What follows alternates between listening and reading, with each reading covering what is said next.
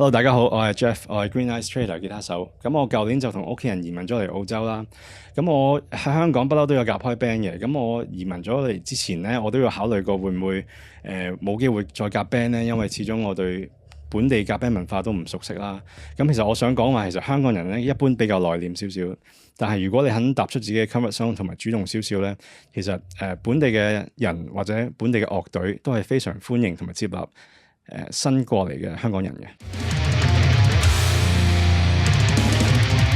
Hello viewers of Lockwood Tower, we are Green Eyes Traitor. Green Eyes Traitor was formed, initially Sam and I met in early 2021 over a very lovely dinner date. We got to know each other quite well and sort of came together and realised that both as people, we gelled really easily, but obviously our music interests were quite similar. Parkway and Prom Queen. Yeah, obviously hugely influenced by sort of that mid-2000s Australian metalcore sound. So we started working together. Went through a few members who, didn't work out for various reasons before coming together with this group who, just fit like a glove. It's pretty amazing. And all Melbourne based with the exception of Jeff, who very bravely crossed the 7 seas just to be with us. So we are now Green Eyes Traitor. From Melbourne, Australia. So we play metalcore. We've sort of got a few varying influences going in. Sandy's got a really big sort of old school death metal background. AJ comes from a bit of a tech death background. Sam's a real sort of deathcore guy. Jeff's more on the sort of, nice, articulate sort of proggy sort of things. And I guess I'm sort of in the middle as well of just, metalcore and deathcore as well. So, yeah, we sort of bleed all of that in, but still with, metalcore at its roots. First and foremost, if you tell people you're playing a band in Hong Kong, they immediately think you must be a bum. That's true story. But here it's quite different. Like, people are very supportive here generally. Yeah, which is great, because we actually all are bums, but we get away with it, so... It's awesome. Also, there aren't as many gigging opportunities in Hong Kong. I mean, for a local indie band, you're lucky to gig every 3 months, once every couple of months, 3 months, maybe not even that. But in here, there are quality gigs happening every second week. And I'm not talking about playing in somebody's backyard. I mean, proper production, proper shows.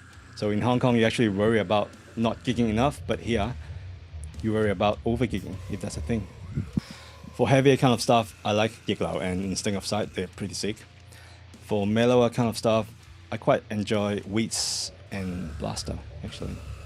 And I actually like Kiri T. She's a really cool pop artist from Hong Kong, so also on the mellower side. Hong Kong's actually always a place that I heard about a lot when I was backpacking back in the day, and I always wanted to visit there because I met quite a few people that worked over there as expats, but I never got to go myself. And with this opportunity that Jeff has been providing us, it's an in to maybe playing a show over in Hong Kong, which would be a very grand opportunity that we would all be very privileged to do. Our debut EP, Created in Their Image, named after as a bit of a homage to the mid-2000s metalcore sound that we are epitomizing pretty much, because all of these songs, this is the songs that we grew up with. We loved all of the early Parkway, Prom Queen, Red Shore. It's a bit more deathcore, but that's the sound that we wanted to encapsulate. There's a rich history of that sound in Australia. It was a huge wave of it. I know that America had a huge wave of metalcore as well, but when you're in a country like Australia that's so isolated, to have bands like that who came up and sort of, it was like a wave that we hadn't seen before, where these bands just shot up and were like at the top of their game.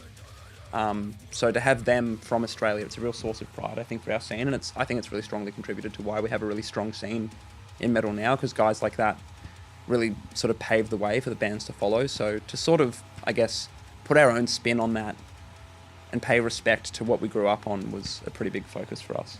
I think, my favourite out of the EP would probably be Payment, it's got a lot more technical riffs into it, especially technical for metalcore. Solomon and Jeff himself are great guitarists, and so the riffs on that are just, from my sort of background of being more into the technical death metal sort of side, it's a lot of fun, but it's still got that sort of old school metalcore, sort of Parkway Drive sort of feel to it, that's sort of back in the day when we all had side fringes. But yes, Payment definitely it's just got that sort of upbeat, and it's still got passion behind it as well. I had a lot of trouble picking a favourite song for the EP. The 4 songs are all pretty solid in my view. But Below the Step probably just pushes its nose ahead of the others just because of its solid, simple heaviness and solid groove as well.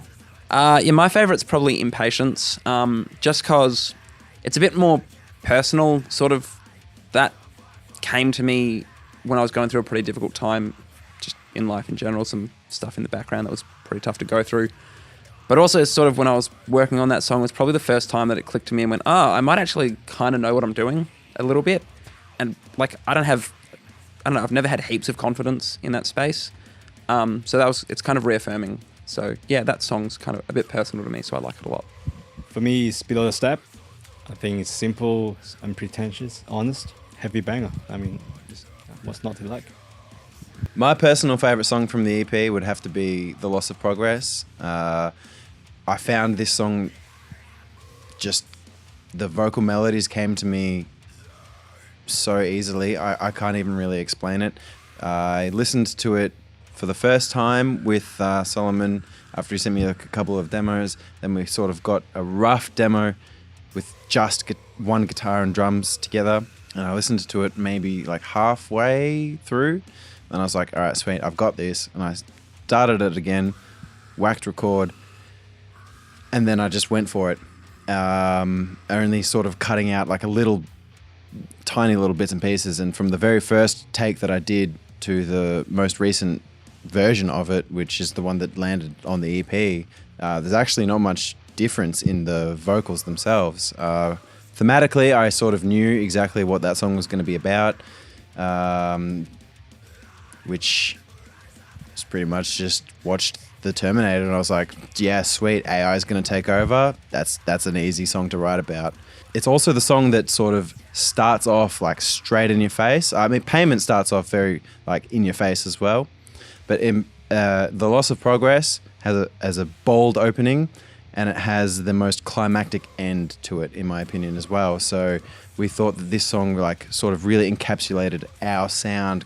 As a whole, we decided that this song was the song that we were going to do our first music video for, which is out now on YouTube. Like, comment, and subscribe.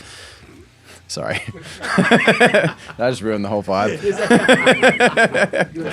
Yes, as a band, we've got a few things in the pipeline coming up next. I mean, first and foremost, we'll be back here at Danger Tone again in June, tracking our next EP.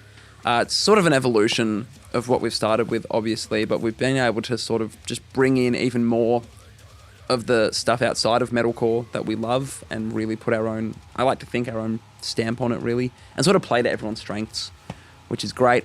Other than that, we'll be playing shows.